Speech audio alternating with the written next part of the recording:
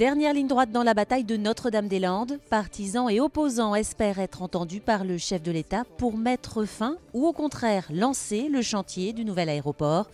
Et dans cette dernière étape, le rapport des médiateurs est au cœur du débat. Jean-Michel Naga. Dans ce dossier, on se battra jusqu'à la dernière minute et sans doute après.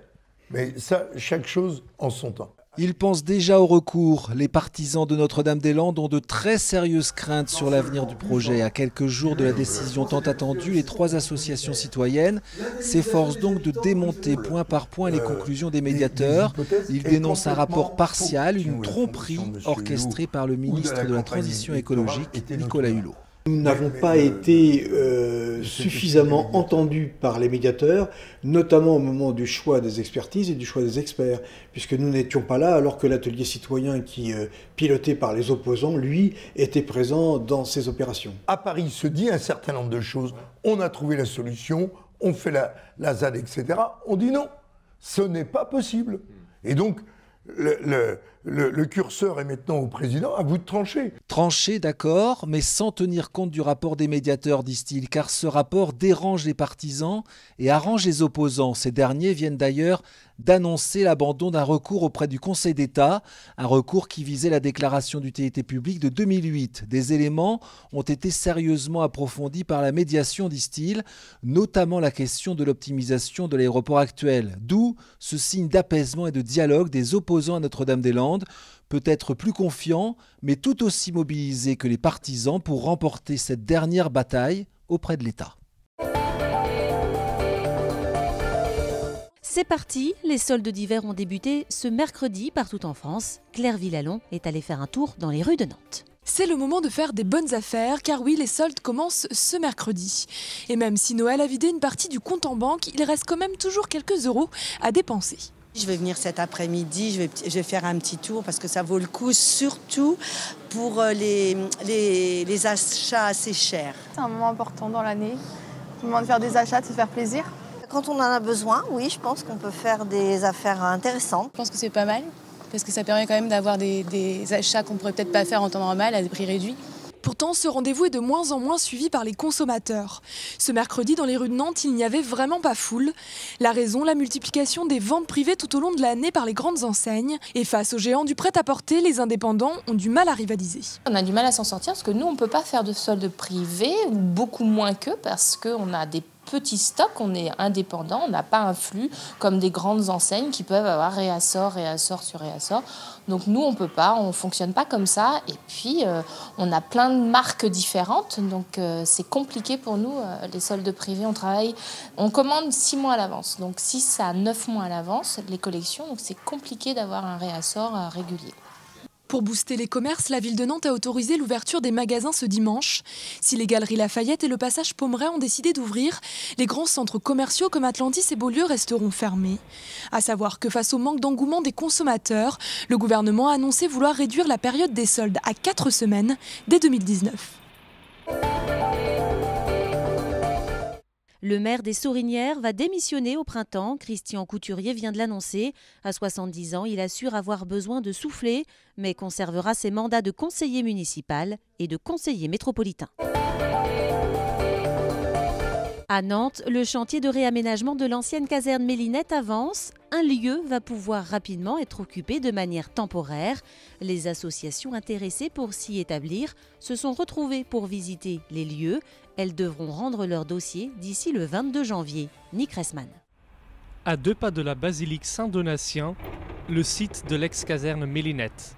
Un peu en retrait à gauche, la future maison du projet, construit en 1913 et grand de 500 mètres carrés. Cet ancien bâtiment de commandement va se transformer en lieu d'accueil.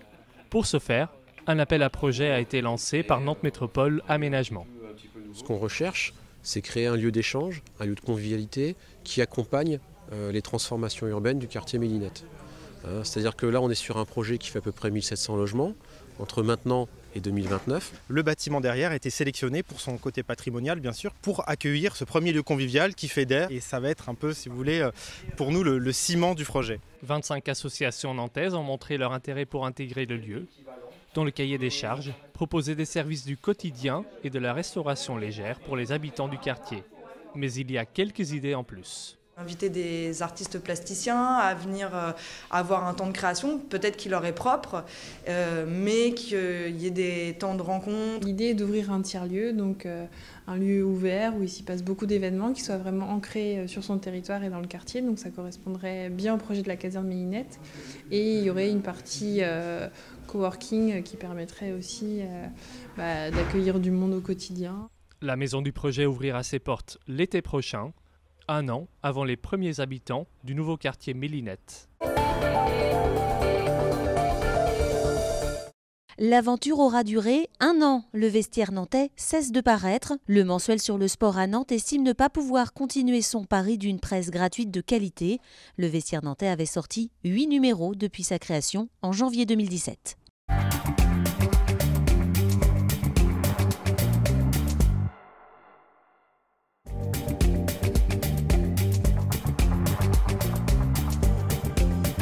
Il y a eu des problèmes assez majeurs à l'été, donc on s'est repenché sur ce sujet qui est quand même un sujet permanent évidemment, que les gens puissent circuler dans les transports en commun en toute sécurité.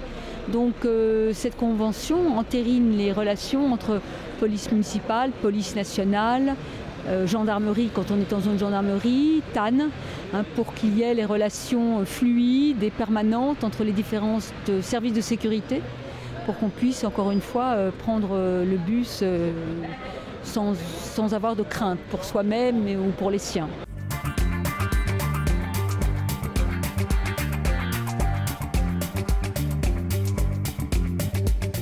Nous assurons au quotidien la sécurité des usagers de la Sémitane et des personnels de la Sémitane, avec notamment une brigade qui est spécialement dédiée à cette sécurisation, la brigade de sécurisation des transports en commun, qui quotidiennement patrouille dans les transports en commun. Et puis nous avons aussi un dispositif spécifique avec des renforts de CRS, et notamment une section de CRS qui, par vacation, assure une sécurisation dans les transports et également sur la place du commerce, qui reste un des points un petit peu noirs du réseau TAN, avec d'autres stations, dont l'arrêt Pierre-Mille où nous sommes. Nous avons augmenté, créé 10 postes en plus de ceux qui étaient déjà prévus à la Sémitane, pour augmenter la présence humaine dans les transports, pour sécuriser. C'est lié aussi à l'usage des transports en commun le soir. Vous savez qu'on a étendu au vendredi soir les dispositifs de fréquentation et de fonctionnement tardif du réseau. Donc tout ça nécessite de la présence supplémentaire.